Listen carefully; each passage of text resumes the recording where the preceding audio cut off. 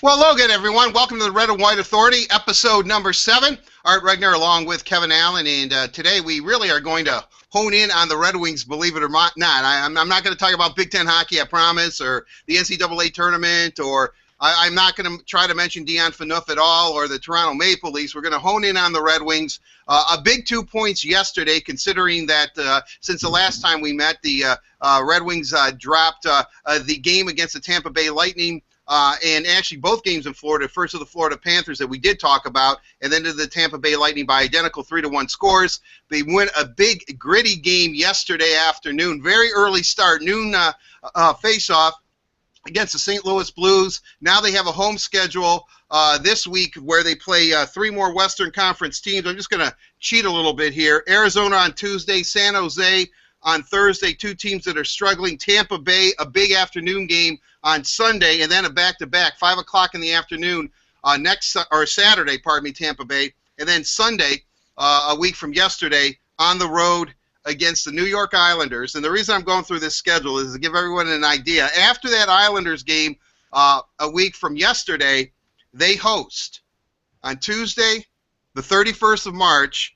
and then on April 2nd, Ottawa and Boston, the 2 teams that are going against the Red Wings. And then they close out it with a tough game against the Minnesota Wild, who are playing well on the weekend that following Saturday. So that's kind of the schedule. I know I'm all over the board there on it, but what's going on the next couple of weeks. But let's bring in Kevin Allen and talk about this. Kevin, very huge game. I don't want to overemphasize it and be melodramatic, but that game against the Blues, first of all, it was a real chippy game. I think the Blues were really trying to do what they've always tried to do against Detroit, throw them off their game. But the Red Wings really, I thought, acquitted themselves very well. Got a lucky break, but when a team's not scoring goals, that's what they need. You know, puck goes off the side of the face of a St. Louis defender, and before you know it, Eric Cole's there to put it in the net. I mean, everybody was kind of laughing about it, but sometimes when a team is slumping, maybe that's what you need. It seemed to revive the Red Wings, and then, of course, they win it on a broken stick. Okay, I know. Broken stick by Justin Abdicator, but a big win for Detroit yesterday. Well, absolutely. I mean, the St. Louis Blues are a team that I think has sort of flown in a little bit under the radar this season, but they're a true Stanley Cup contender. They're a team that has great offense. They're strong defensively, probably have one of the more skilled defenses in the National Hockey League. And they're very difficult to play against, as you just alluded to. Given how well, or let me rephrase that, given how the Red Wings were slumping, it was a critical game for them, and for them to come in. And, Jimmy Howard, we talked on the last show about whether we might end up with a goaltender controversy, but in the last 2 games, he was really, really strong. He was strong in the loss to Tampa Bay. I thought he was exceptional in that game. And he was strong again against the Blues, and they did it without Pavel Datsyuk. It almost feels like now that Helm's been back a while, they're sort of, finding the mix again that made them successful early in the season. And I thought it was, I thought they played decent hockey in Florida, but not good enough to win. And it finally came together yesterday. So it was a huge win. It was a huge win. And when we look at it, Kev, I'm trying to think of the thing that I don't understand, and I guess if you look at what the saving grace for the Red Wings is, besides their power play being so good, we've talked about 5-on-5, is I think Ansar Khan wrote in M Live after they beat the Blues yesterday that against their old Central Division opponents, I think they're 11-0-3. Yeah. I mean, that for all these years we wanted them out of the Western Conference, Red Wing fans, play the East, but my gosh, I mean, they. And I know we said that the West is down, and they have some competitive races going as well. And, teams like San Jose, who has the second longest consecutive playoff run behind the Red Wings, looks like that our buddy Tom McClellan's team is really, really struggling to get in the playoffs. They're on an extended road trip. But regardless of the West is down or not, I mean, that's a pretty incredible record that the Red Wings have, not only against their old Central Division foes, but the Western Conference in general. I guess that's sports. You just can't figure it out sometimes why that would happen, because – their playoff opponents are the teams that they're struggling against. Yet, if they were in the West, it looks like they, be the challenge in, for the President's Trophy or something. Yeah, no, it's really been fascinating, and it's just the Red Wings' luck that they end up at the Eastern Conference at the time when it's sort of changing. I mean, like it appears to me that there's been sort of a shift, and I don't know that it's the West is getting less skillful as much as the East has just been improving. If you look in the Eastern Conference, the Tampa Bay Lightning is they're a much improved team. The New York Islanders are a much improved team. The Rangers have become more consistent. The Boston Bruins are the Boston Bruins, and the Montreal Canadiens under Bergevin have been very good as well. So I think the competition has improved in the East.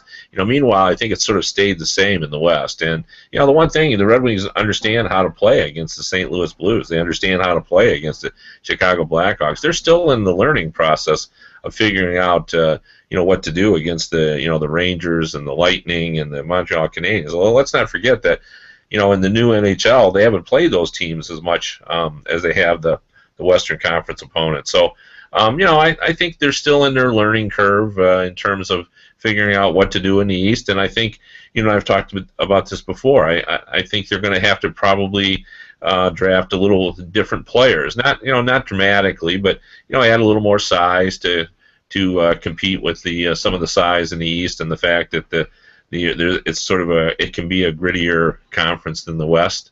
Although anybody watch that St. Louis Detroit game would argue that. I mean, because the Blues, as I mentioned, are very difficult to play against, and that's the hallmark of a Hitchcock team. So I think for the Red Wings now, that the key for them moving forward is now they've rebuilt their cushion a little bit. It's 5 points over Boston, but the Senators, as you mentioned, are still battling. Maybe the hottest team in the league right now, playing really, really well.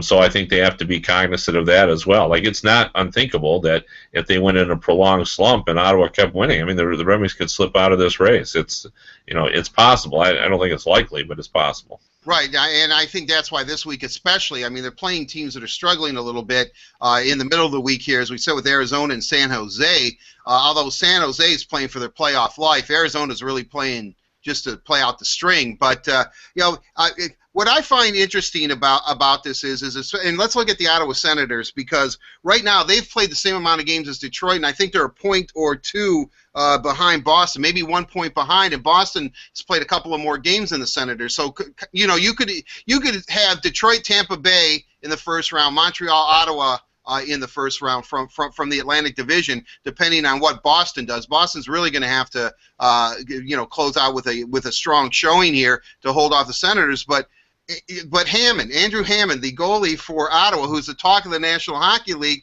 I swear I did not think it was the same Andrew Hammond that I had covered when he was at Bowling Green. Bowling Green did not have really good hockey clubs when he was playing for them, but I am stunned and amazed. But they say goalies are like left-handed pitchers. They mature at different times. I mean, this kid has been phenomenal, so much that when Craig Anderson came back from injury, Anderson's our number one goalie, but you can't keep the Hamburglar out of the net. I mean, it's one of those stories that, regardless if you're a Senators fan or not, is a pretty good story. Well, no question. And, even to the point that Dave Cameron, the coach of the Senators, said his priest stopped him after Mass and said, you got to keep Hammond in there. I mean, that's just hockey in Canada. And when your priest says you got to keep him in there, I think you sort of have to do it. But, people say, well, is he hot or is he a prospect? He's 27 years old. That's a little bit older than you would expect from a prospect. But, here in Detroit, Jimmy Howard was, sort of late to bloom, I think. And we've seen other goalies as well that have come up, later in their careers and, done pretty well. So he seems to be the real deal. And the Senators, I mean, they've played so well. They now have a better goal differential than the Red Wings. They're at like plus 19. Erik Karlsson, who was a minus player for the first half of the season, has really picked it up and, now has sort of played himself into the Norris Trophy race again. I don't think he'll win it. I think, Shea Weber in Nashville is one of the leaders, maybe Drew Doughty, Duncan Keith in Chicago. But, Karlsson has started to play well, and they have a younger team. And I also think there's a little bit of sort of rallying around, Brian Murray, who's been, very inspirational. but the way that he has handled his cancer diagnosis, going public to try to get more people to get colonoscopies, and I think the group.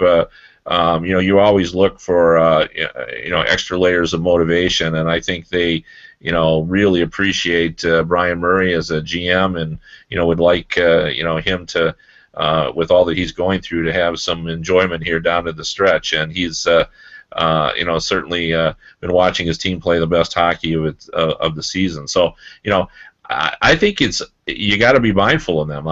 Usually what I say is, well, teams that far back can't do it, but they're playing so well. And the biggest thing is they don't have other teams to jump over. That's what usually holds teams back. That good teams, but if they have three teams to get in front of before they catch the wild card, you can't do that, because on any given night, one or two of them are winning. But in this case, the Senators have now cleared the field, and now they're looking straight up and they're only a point behind Boston.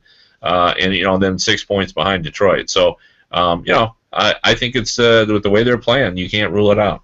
No, I mean it is an amazing. It is amazing, and obviously, I know we both know Brian Murray. I remember him from his days here in Detroit. What a great guy! And really, if you look at just a courageous man. And I know at the GM meetings that you attended, they paid a little tribute to him, and I read a couple of stories about. At this point, he just wants to make people aware, as you said. The quote that kind of tore me up a little bit was, I'm not getting any better. Let's just put that right out there. I'm not getting any better, but that doesn't mean that there isn't still things that I can accomplish, which is pretty. I guess pretty sobering, but what a great attitude he has. I would not rally against that or around a guy like that. I guess is what I'm trying to say. Well, absolutely, and I've known him for 30 years. When I first took the job at USA Today as the beat writer in '86, he was the Washington Capitals coach, and back then I was traveling a lot, and the Capitals were traveling commercial back then, so it just seemed to happen that I'd be coming into town from a long road trip at the same time the Capitals were, and we'd end up on the same metro heading back to our homes. And I got to know Brian pretty well. And what I always say about him is I've been in this business for 30 years dealing with him, and the guy's never told me an untruth, never tried to steer me wrong, never, if he couldn't tell me something, he just told me he couldn't tell me, and always played it straight with me. I've always had great respect for, Brian Murray, and most people view him as a true professional. And when you look at the number of people that he's been involved with who are now GMs, obviously Kenny Holland and Jim Nill in Detroit, and he coached Steve Yzerman, and Peter Chiarelli in Boston worked for him a short period in Ottawa.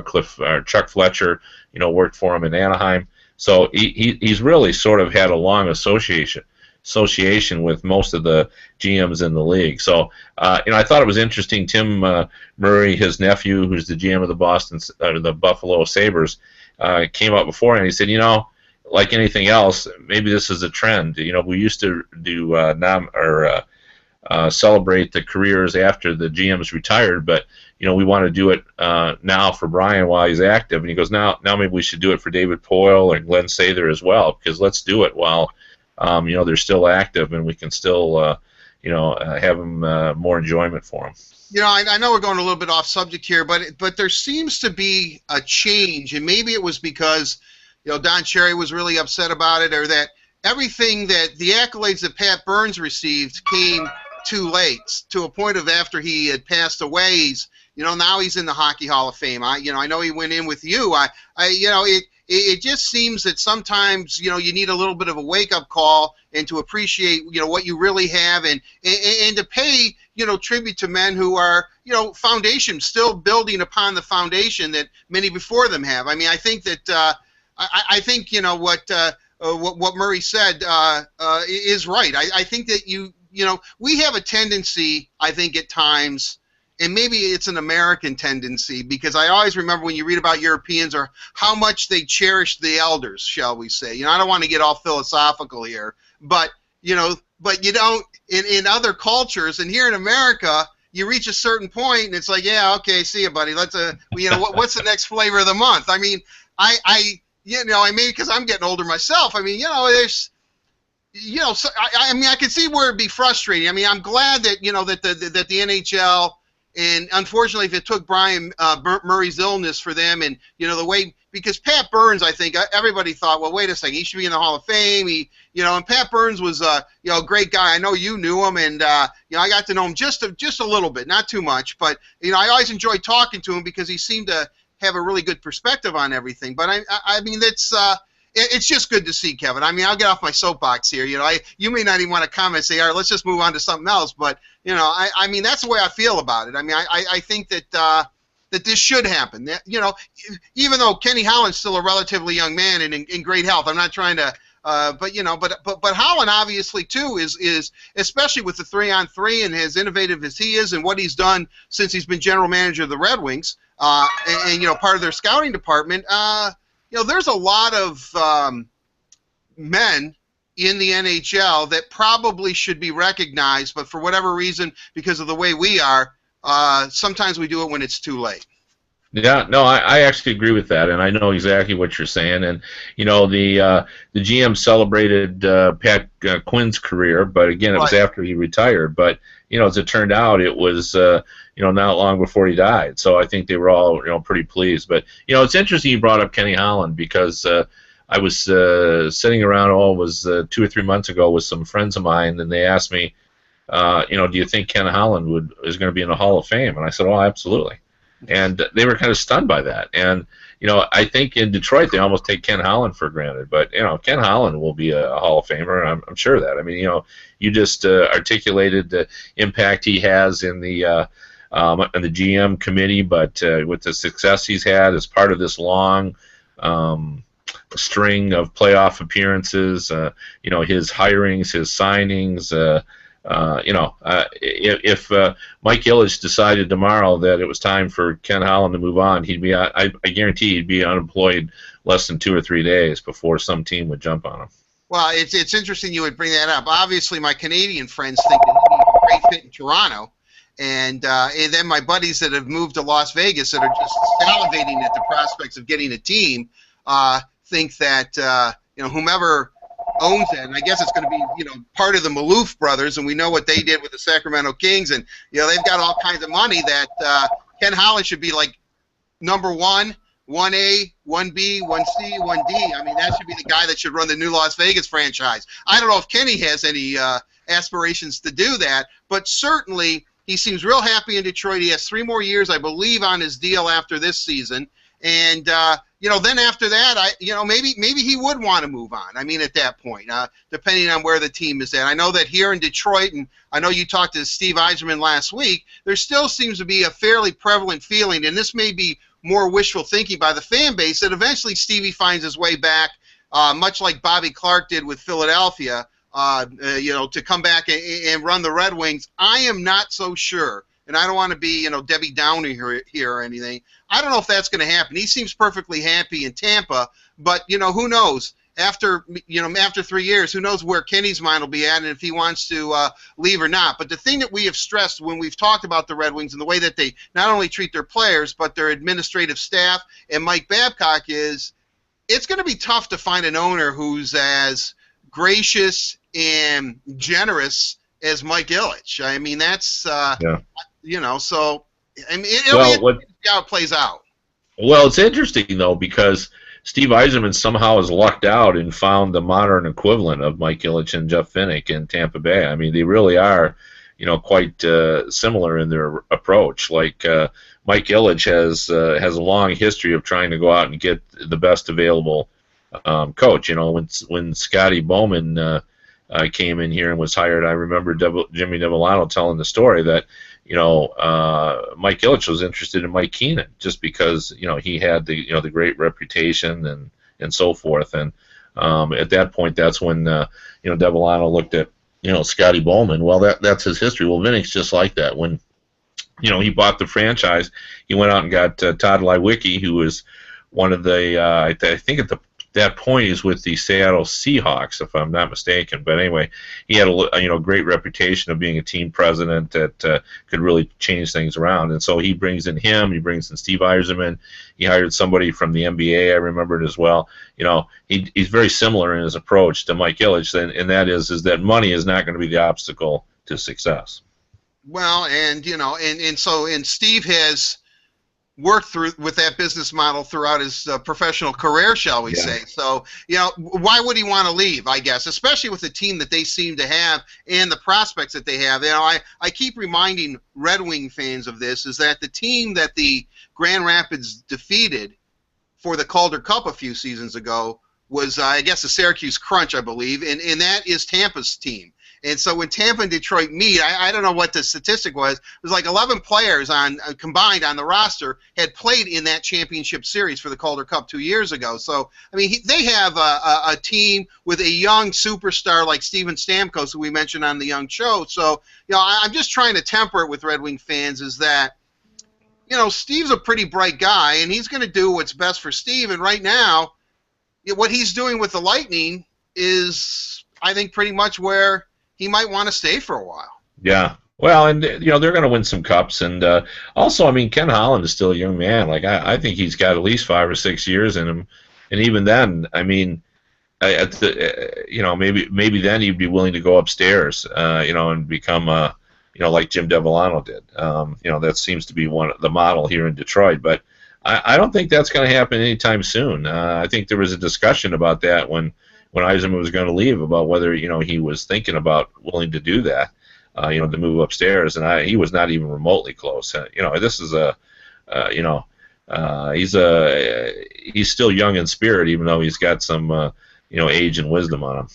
Well, a name that I think almost is kind of like the forgotten Red Wing to a certain degree is Jimmy Devellano. I mean, Jimmy Devellano put, I can remember his first press conference. That's back in the days when it was on film. Rush the film back and get it developed by, the 6 o'clock news.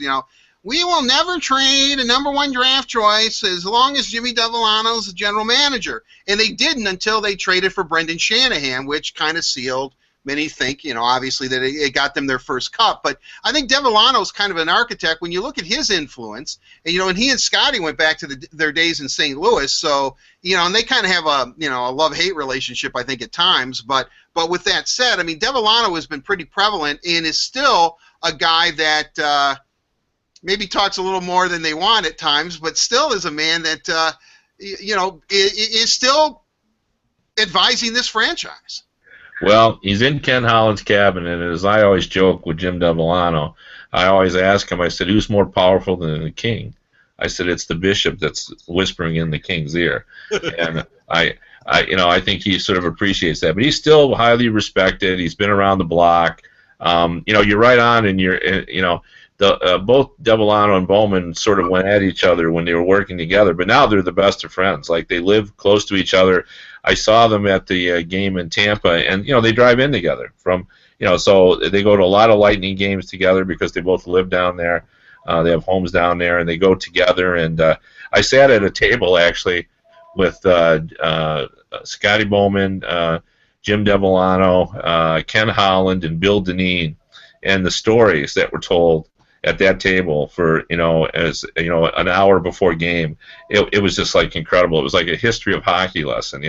Scotty Bowman was talking about seeing Dave Keon when he was playing junior hockey, and how he didn't play much, and then the following season he was Rookie of the Year in the NHL. And then there were stories about Frank Mahovlich and his potential, and even though he's a Hall of Famer, that maybe he could have been even better. I mean, it was just so much fun to sit with that group, and there's so much hockey wisdom. And of course, Ken Holland was in the middle of that, and I found too he was almost like a moderator of a panel, like he was getting Devellano and Bowman to tell their stories, and he just soaked it all in. And I personally think, even though that Bowman works for the Blackhawks and is still a pretty influential person in the Blackhawks organization, to me he still feels like a Red Wing. You know what I mean? Well, it's interesting because I met Scotty at one of the playoffs. It must have been against Chicago a couple of years ago now, and he comes up to me and he says, I think we really got a really good shot to win. And I think the Blackhawks at that time were like, President Trophy's winner, one of the considered best teams. I go, of course you have a great chance to win. He goes, yeah. And he goes, no. He goes, I'm talking about we. I go, yeah. You're talking about the Blackhawks. He goes, no, the Red Wings. I think we have a good chance to win. I go, Scotty, Mr. Illich isn't signing your paycheck anymore. And he just started laughing. So you never know with him. You know what I mean? Yeah, But yeah. I know what you. I think that when Scotty Bowman got here, Kevin, he had, even though he had been here many times as a coach and, with Buffalo and Montreal and St. Louis and, knew Detroit very, very well. And I don't think he really had an idea of what kind of area this is, first of all, for sports in general, whether it be amateur, college, which is semi-amateur in my book, and then professional. I don't think in how much the Red Wings are revered in this town and what a fine, like a base of fans that they have. And I think you could see as he got more and more involved in Detroit, much like Chris Chelios to a certain degree, I know you wrote that book, is that they couldn't believe that they were adversaries for so long to this franchise when they came in, not only the way the franchise treated him, but the way the public treated him. I mean, once you put on the old red and white or part of that or part of anything that's of the D, shall we say, I mean, you're almost a folk hero instantly. And, and I think Bowman really was surprised by that and actually appreciated it, much like Chris. I couldn't agree more. This is my take on it. I think like when he was in Montreal, it's hard to be the coach there, as we all know, even when you're winning. And, the players, if you look back, like it's become a running joke. But I bet it's not a joke to Scotty Bowman that these guys, still say things like, we hated Bowman for 364 days, and then on the 365th day we won the Cup, which is Steve Shutt's famous quote, or Larry Robinson's quote was when they say, how can you be mad at Scotty Bowman, you won 5 cups, and he'd say, well, we should have won 10. The relationship he had with his players, although now when they're older, maybe they do pay homage to him, but it wasn't the same. Like when Scotty was coaching here, the guys genuinely, with a few exceptions, I mean, he was hard on Shanahan, obviously, for the most part, had great respect for him. Like, they got it. And I think he mellowed by the time he had gotten here a little bit. He certainly he had evolved as a coach. He was a little bit different style. So, like, this whole Detroit experience for him, I think, was just over the top. He was winning. He was successful. The fans paid homage to him. The players treated him with great respect. The media had reverence for him. It was probably of all the years he had spent in the league, this was probably his best experience. It had to be, just because I can't think of too many negatives associated with his career in Detroit. Yeah, I was kind of curious because back then there was always the ongoing rumor that eventually somehow Mike Keenan was going to find his way behind the Red Wing bench. I guess and that never happened, and that's never going to happen. With all respect to Mike Keenan, but. During that period, it was just a strange time because I think we already talked about it on previous Red and White Authorities here. But Brendan Shanahan said, okay, maybe Scotty messed around with me, but I'd rather have him mess around with me than love me, because if he messed around with me, but I was on first power play, I was on at the end of the game, every crucial situation he had me out on the ice, so I could pretty much take that. Much like Jimmy Devellano told me. I said, there's a rumor going around. This was a long time ago that you and Scotty don't get along. He goes, well, we've gotten President's trophies and we've won a couple cups. So if that's the case, then I'll hate him forever. Then and then he yeah. That's part of the business. The whole Yzerman being traded to Ottawa for Stan Netcash. That was a huge story, and I think Bowman kind of got an idea of how much Yzerman was loved in this town. Yet I think if you talk to Stevie, that kind of sent a message where he kind of altered his game and then realized that Bowman was trying to make him better. And I know we're getting off, or at least I am, on a Scotty tangent here. But, Kevin, let me ask you, I was a great admirer of John Wooden when I was growing up, those UCLA teams, even though I was a little young. But, I mean, they were great. I've read his books, The Coaching Pyramid and all that.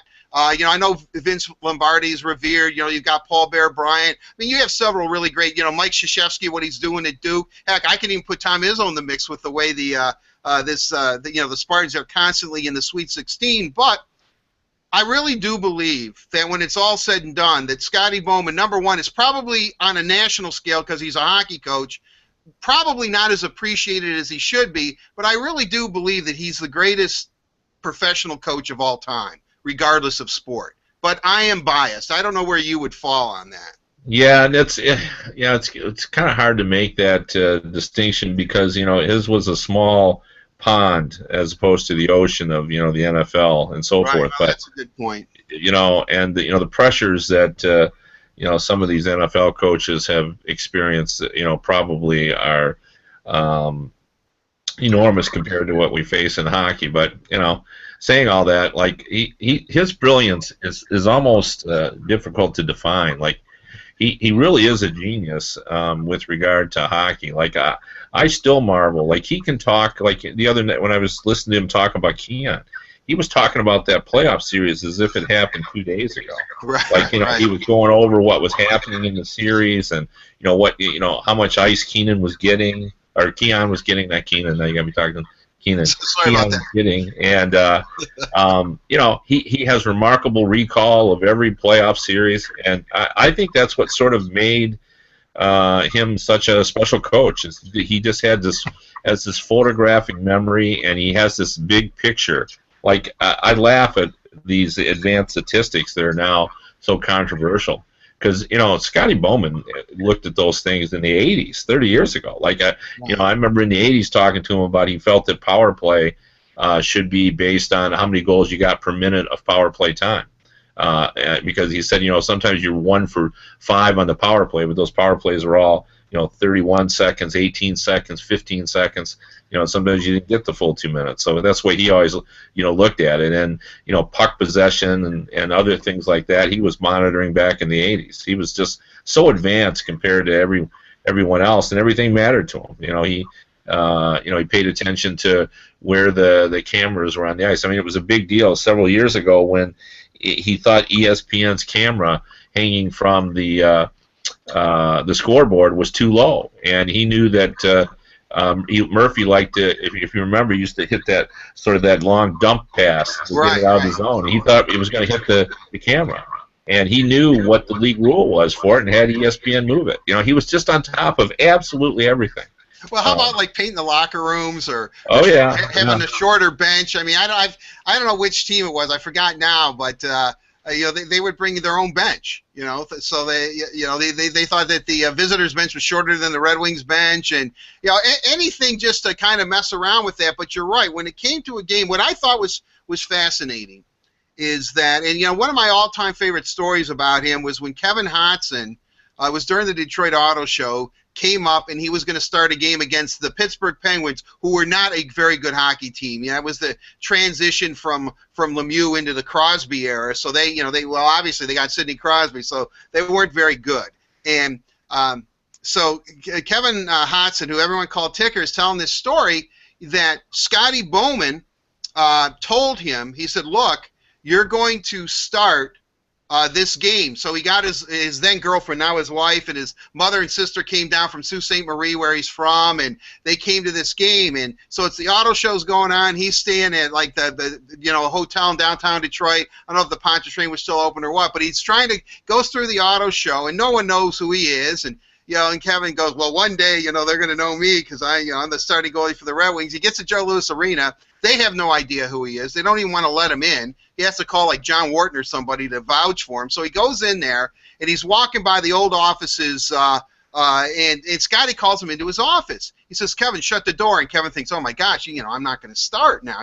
He's decided somehow this isn't going to happen. I have my whole family here.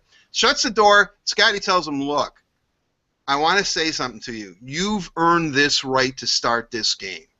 Congratulations, you're in the National Hockey League, and you deserve to be the goalie. I don't care how many goals you give up tonight, whether it's 0 to 100. You're going to be in this game. You're finishing the whole game. This is your game. I just wanted to let you know. Have a good game. Congratulations," and shakes his hand. So Kevin Hodson says he walks out of there, and he's feeling great. He's got a wealth of confidence. He goes, "Man, that's Scotty Bowman. What a great guy. What a great guy."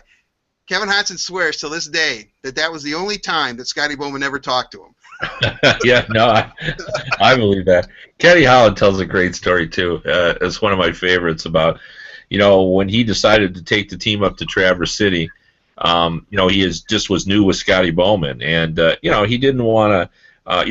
Ken Holland actually went to talk to Scotty Bowman before he took the GM job. He wanted to make sure. Oh, right, That, I remember that. yeah, that he drove there and they met like halfway between Buffalo and Detroit, and and Ken said, are you going to, respect the fact that I'm going to be the GM? And Scotty said, being the gentleman that he is, oh, absolutely. And then Ken Holland agreed to take it. Well, they were going up to Traverse City, and he wanted everything to be perfect the way Scotty wanted to do it. I mean, he was the coach. Right. And the guy from Traverse City who was sort of organizing came down and said, "Don't worry, I've got this fishing tour set up, and I got hot air balloons for the players." And Kid goes, "No, no, no, no, no, no, we can't have any of that. It's got to all be business. This is right. all going to be hockey." And he goes, "All right, yeah, I got it, Ken, I got it." So they show up, and there's fishing trips plans and the hot air balloons and everything. And Kenny's beside himself, and then he talks to the guy about it, and he said, did everybody take the hot air balloons? He goes, yeah, Scotty loved it. He goes, in fact, he said, we were going to be late for practice one time, and I said, I better put it down so you can get to practice. And Scotty turned to me, because he was having such a good time in that hot air balloon, he turned to me and says, I've seen them practice before. And he just had the guy take him for another, 10 or 15 minutes. So, Scotty is a citizen of the world. Like, everybody, he's a of hockey, but he's interested in a lot of things. Like when I talk to Scotty Bowman, we talk about other things other than hockey. And he's a fascinating guy, and he's an unbelievable coach. Well, there's no doubt. I mean, I really appreciate it. He's really done a lot for me over the years, and and I don't like to. I've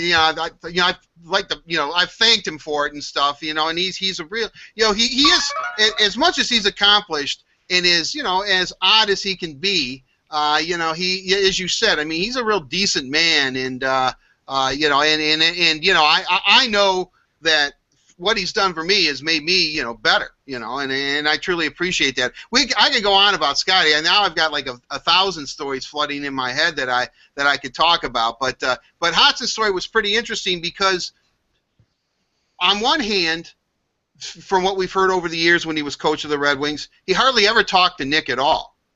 No. Nick will tell you, he never really said much to me, but he didn't really have to. So, and that's part of what a great coach is reading your players and knowing which which buttons to push, and sometimes you don't have to push any buttons. And I think actually that's kind of how the Red Wings like the Swedish hockey players so much, is because they're low maintenance, and they pretty much are guys that show up to the rink, do what they're told, play their game, and then go home, and you don't hear from them until they come back to the rink, which is, I think, probably what every organization would love to have in a team.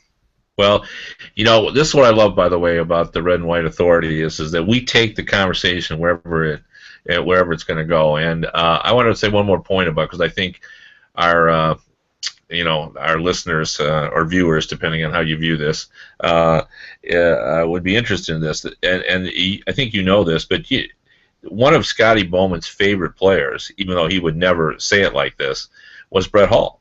Like, most guys would tell you that Scotty rarely talked to players, like rarely.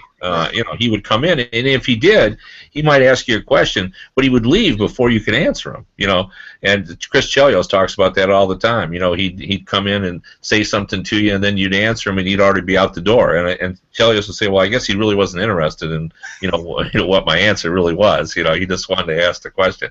But he loved Brett Hull, and players used to marvel that, Brett would walk in with a cup of coffee, and he and Scotty would sit in their office, and they'd talk for 40 minutes, and it would stun everybody. But, Brett Hull is a fascinating character, and Scotty likes fascinating characters. And Brett Hull's dad was Bobby Hull, and, Brett has knowledge of the old school Original Six hockey because of that. And he just liked chatting with them, And it was so interesting for the other players to see that, because it was startling to them, because nobody would sit and chat with Scotty Bowman. Well, you're right about that. Brett Hull is really, as you said, he's kind of a hockey historian. I can remember when he signed with the Red Wings, he took number 17. and I had him on the radio. I was interviewing him. Actually, it was Kirk Gibson, Gary Danielson, and Eli Zaret on their show, but Gibby brought me in because he knew I'd want to talk to Brett Hall. So I happened to be hanging around the station after my shift, and so I started talking to him, and I said, what number? He goes, well, I'm going to take 17. And I'm thinking he's taking 17 because that's Gordie Howe's original Red Wing number. And he was taking it because his uncle Dennis played for the Red Wings briefly, wore number 17. Right. That's why he was wearing it. And he had no idea until I told him that, that was Gordie's original number when he was a Red Wing. And, and then I could tell that was Mr. Howe's number. Everybody was Mr. Howe or Mr. Bowman. And, and Hall, who obviously, by the time he became a Red Wing, was an extremely accomplished hockey player in his own right, just not Bobby Hall's son. And he, you could just tell the reverence that he had for the history of the game and for the people in the game and the builders and the founders and the foundation layers for the game was unbelievable. And you're right. I think that's something that people don't really get about Brett Hall is how much he has a passion and understands the history and what hockey's all about. It's pretty refreshing. And obviously Scotty was right there on the top of his list.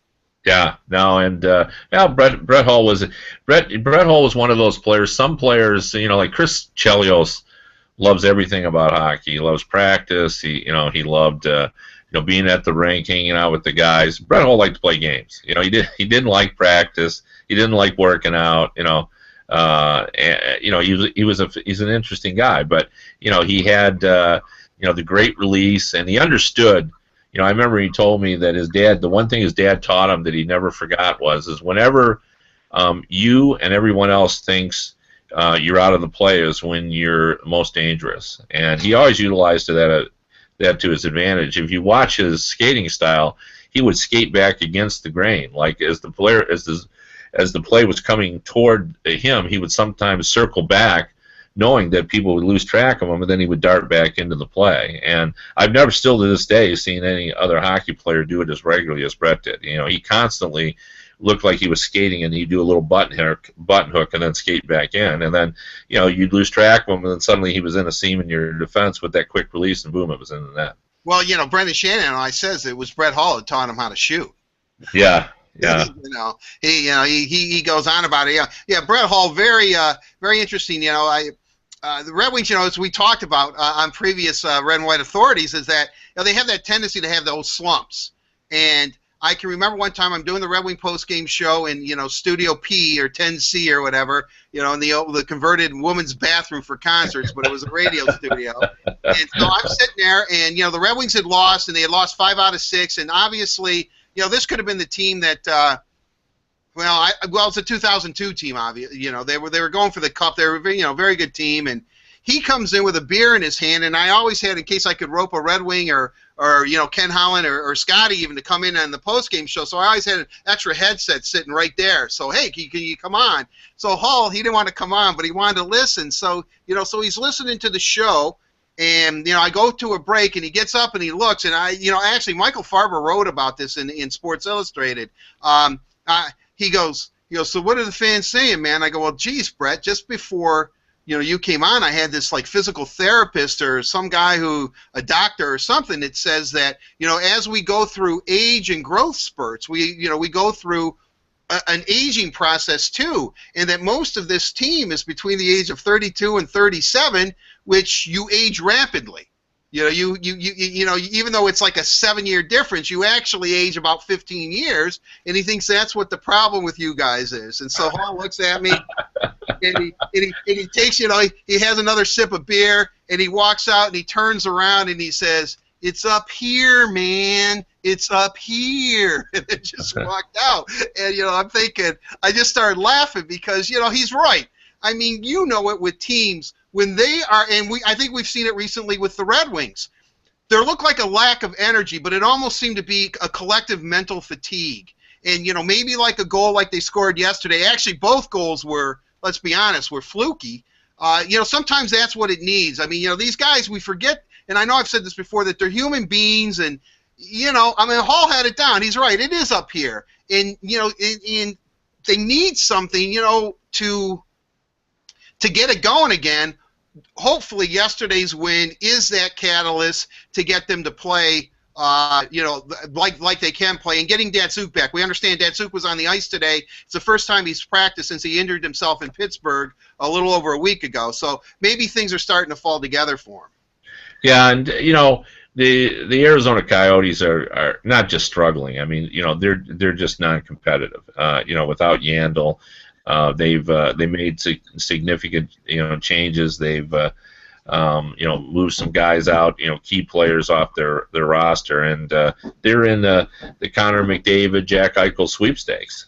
So this should be an easy win. If you don't beat the Arizona Coyotes, then you're in real trouble at this point because they're playing as poorly as the Buffalo Sabres are. In fact, maybe even worse. They've got a chance to end up as the worst team in the league. Well, yeah, and I know based on how they played together in the World Juniors, the Coyotes are salivating that you can put Connor McDavid and Ty Domi, Max Domi on the same line, and that you could have overstating it, being melodramatic here to a point, like a legendary hockey line could be born. I mean, that they get along that well, and so certainly, and I find that interesting because I'm under the impression that Jack Eichel is going to win the Hobey Baker Award, is the equivalent to the Heisman Trophy in hockey, that he's going to win that, and I am under the impression I've met Jack and I talked to him last year. He seems pretty happy in Boston or playing for Boston. He's from that part of the the country and for Boston University. So I'm not so sure. I can't see how he's not going to be in the NHL next year, I guess is what I'm saying. Oh, yeah. No, but both those guys will be in the NHL. The one thing I caution fans on is that, and I know everybody has read it, but I don't know if that it's registering, that this really isn't the Connor McDavid sweepstakes. It's the Jack Eichel sweepstakes, and this is why. Connor McDavid is going to go number 1 overall. At the start of the year, it was sort of 50-50. People liked McDavid and Eichel equally, and now I think McDavid, just because of his offensive flair, not that Eichel doesn't have it, but he just has a little more magic. McDavid has a little more magic. He's number 1. But the team that finishes last now only has a 20% chance of getting the number 1 pick. 80% chance that they won't get the number 1 pick. And the big difference is this season we're starting. It used to be that only the 5 lowest teams could move up because you only moved up 5 spots when you won the lottery. Now everybody in. So it used to be that the worst place finisher had close to a 50% chance of getting the worst pick. Now they have a 20% chance. So really the fight is to get to that spot, and likely you'll lose the lottery and you're going to end up with Jack Eichel. So the Sabres, in my mind, the Sabres and Coyotes are fighting over Jack Eichel. That Connor McDavid is he's the lottery ball. Right. The future will be determined by the ball that comes down. Eichel, these guys at the bottom are fighting for Eichel. Well, yeah, that's an interesting point. Could you imagine if somehow Toronto got Connor McDavid? Yeah, well, that would be Patrick Ewing and the New York Knicks all over again. Oh, for sure. In fact, I've anticipated that. Tomorrow I'm actually writing a story in USA Today where I'm explaining how the lottery actually works, and that Ernst & Young will be standing there. That's going to be in Wednesday's newspaper, will be on the website tomorrow. I actually have interviewed Bill Daley, the commissioner, and I had him talking about it, and he told me some funny stories about that a Buffalo Sabres fan has actually written him and said that he wanted to be the representative that watched it to assure that it was all the protocol was handled effectively. So. First pick, the Toronto Maple Leafs. And Brendan, I think the old Irish jig music they would play at the Joe when he scored a goal. I think he would dance up to the podium doing an Irish jig if that were to happen. That would be quite something. The reason I brought the draft up, and Kevin, I'm glad you expounded on it a bit, is because a lot of people now are looking at what Dylan Larkin was able to accomplish at the University of Michigan. And Michigan is not in the NCAA tournament. They lost the final of the to the Minnesota Golden Gophers 4-2. Larkin obviously almost 50 points. I don't think he reached 50 for the season, but was pretty darn close. Led besides Eichel, was second I think in leading freshman in scoring. Led the Big Ten in scoring. Does he have a tough decision to make? Do you have any insight on maybe where he's coming from? Because I think we both have heard that maybe the Red Wings would and I know Red Berenson's not going to like this, that maybe the Red Wings would almost like to see him make that jump, that he's pretty much being fast-tracked to the NHL. Well, I mean, I haven't spoken to anyone in the Red Wings organization or Larkin, but I've heard from scouts that people think he's ready. We've seen certainly, you just mentioned Jack Eichel is projected to go in the NHL next season, and we've seen other freshmen that are able to step in, after their freshman season. I think pro scouts think Larkin could do that. Is he ready? Probably not quite, but he's close. And this is what I would say about it. You got to have that conversation, because maybe Larkin thinks he's ready too, and if he's not, then you let him go one more year. I think the Red Wings' original thought was, okay, if he doesn't sign now, if he doesn't come on now, next season he could go right from that season in the NCAA right to the Red Wings lineup. Kind of like Danny DeKeyser did. Yeah, exactly. So I think that's the way they view it. But if he wanted to come out now, I'm sure they'd love to have him. Well, yeah, the thing that I find interesting, in the years of covering, and I don't know how great a judge of talent I am, but when I watch Michigan play, and I've seen him play a number of games this year, and even though Zach Hyman has kind of grown into being, I think, a fine prospect in his own right, but as a freshman, Zach Hyman had like 4 goals or something, and as I said, progressed each and every year, where staying at Michigan for 4 seasons really helped him out. But when I watch in Michigan, there's a player there that seems to, once he gets the puck, it never leaves his stick. He darts all over the ice. He anticipates well. He's always in the right position, very rarely out of position, generates scoring chances for himself and for his teammates, and 10 out of 10 times, that's Dylan Larkin. And that's pretty amazing for a kid that young, still playing in NCAA. Division I NCAA hockey is a good brand of hockey. There's a lot of college hockey players that are making their mark in the NHL. So I know I don't want to get into the Canadian Hockey League or the O and the Western League and the Quebec League. I don't want to get into that. But that's fine for some players. College is fine for others. But Larkin is extremely impressive when he's out on the ice. Well, he's Jonathan Toews. I mean, that's the comparison. The cerebral player with great skating ability, offensively charged, a #1 center, and it's centers are so hard to find, and now the Red Wings have drafted a guy who could and can play #1 center. And again, because the leadership, the respect that he has, he's already defensively polished for a player his age. He has a lot more to learn, but this is the complete package. I think the only reason the Red Wings found him down there is there was some debate about whether he was going to be a 1 or a 2. But obviously, between last season and this season, he has demonstrated that he clearly is a #1 center, and he is an exceptional player. So that's why I think and the Toews comparison works. Obviously, he went to college for a short period of time and then left to come in as well. So it's interesting. Yeah, it is interesting, and it'll be interesting to see what he wants to do. I mean, he might like college, and hey, yeah. He might actually want to get a degree, which he could always go back for, granted. Yeah. But sometimes hey, I liked college too, so much so that my parents, after a while, were saying, "When are you going to graduate?" Okay, these double majors are fine, but when are you going to move on? So I always tell people that I redshirted. I 5 to get 4 is the plan I was on. So Kevin, we're getting up a little bit against it. I wrote in our preview that we're going to look at the week ahead and the schedule as the playoffs go. So let's try to. Although I think that obviously whenever you can share stories, and that's another thing, going off on another tangent.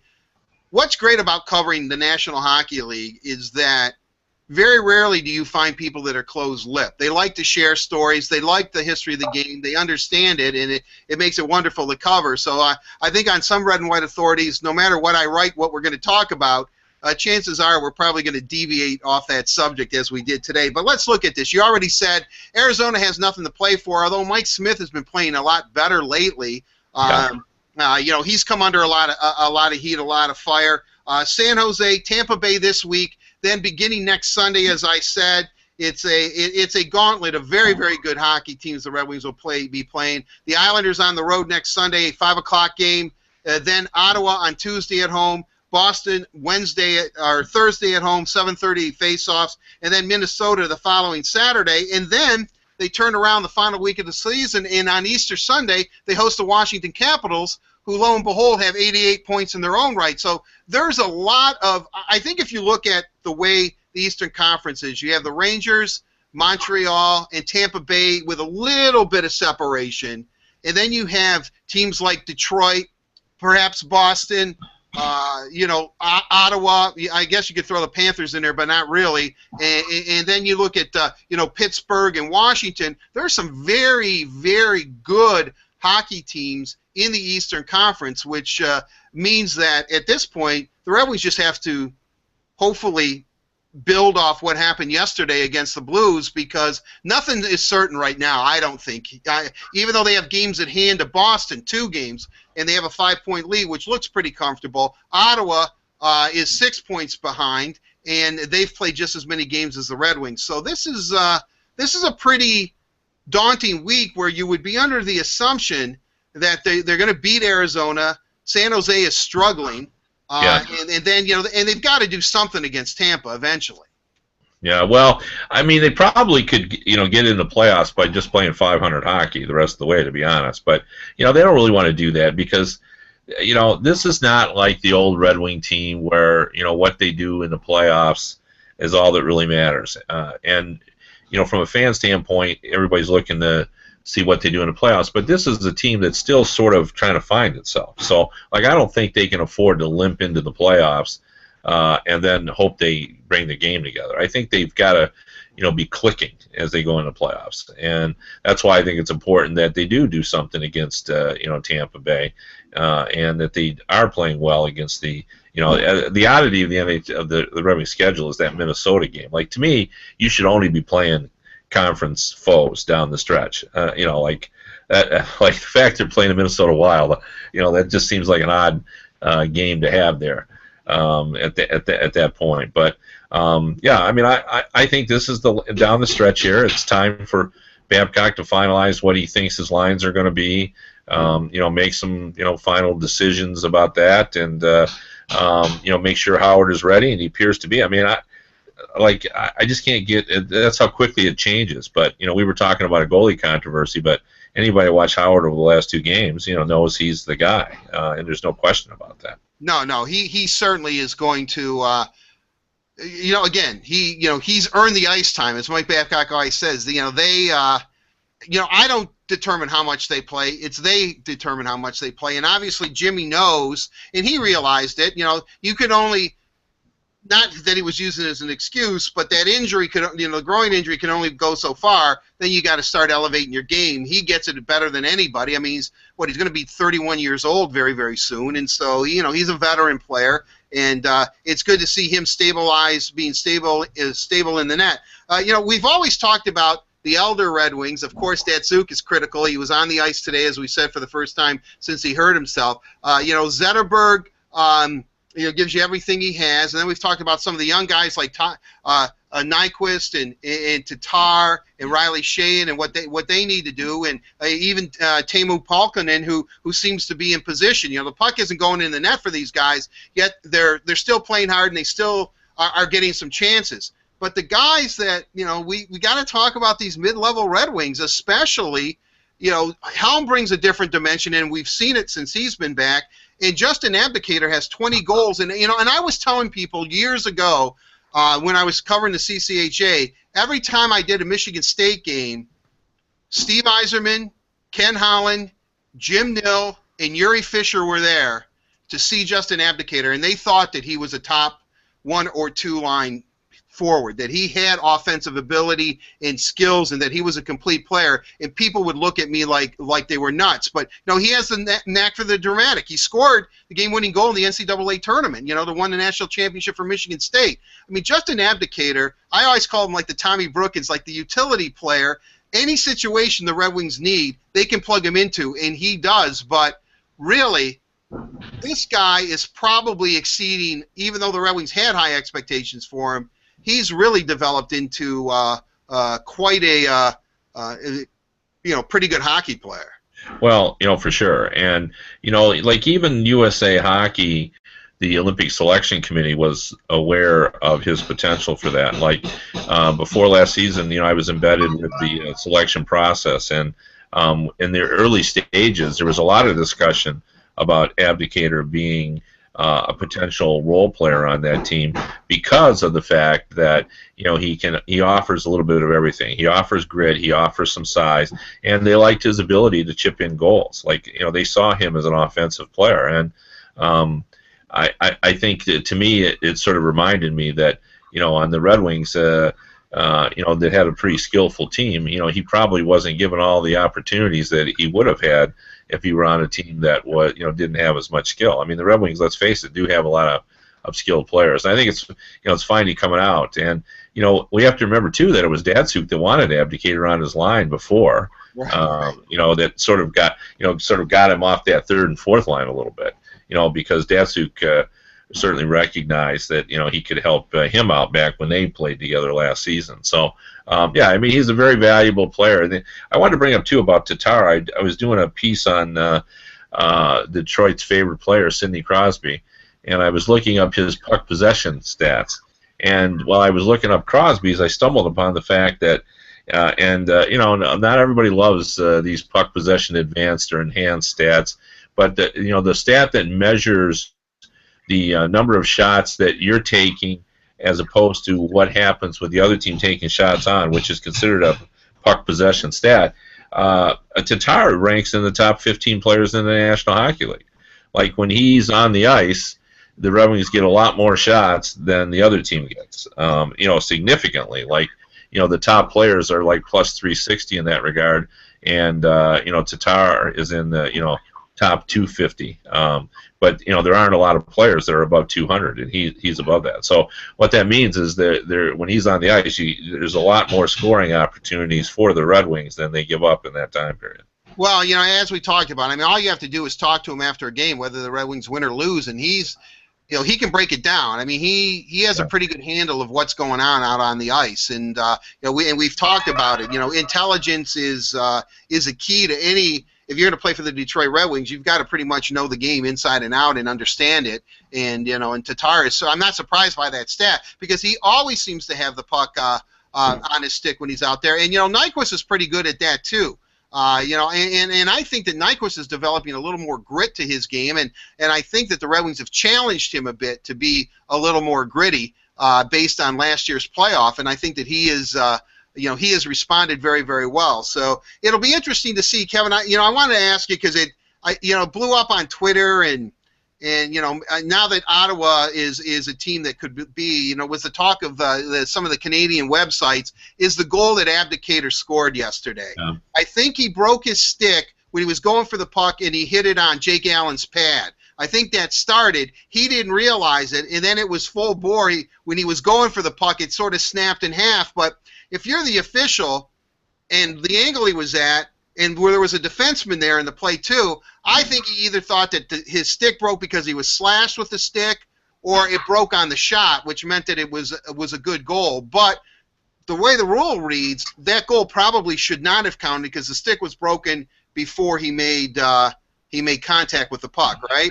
Well, yeah, that is correct. And you know, Abdicator may or may not have known that. I'm guessing he did, and did a pretty good job of you know, kind of holding that stick together, and then, you know, threw it down as if it had just broken at that point. Right. And you know, I bring that up because when we were discussing the rule changes at the GM meetings. They brought out Colin Campbell, the former NHL player, Red Wing player, and coach who coach for the Rangers. Who's now the director of hockey operations, and really a rule guy, highly respected. And we were talking about rule changes and so forth, and he was going to everything else, and then he was talking about players, diving and doing this and doing that, and in the midst of all that, he says, "But," and he shrugged and he goes, "But if you ain't cheating, you ain't trying."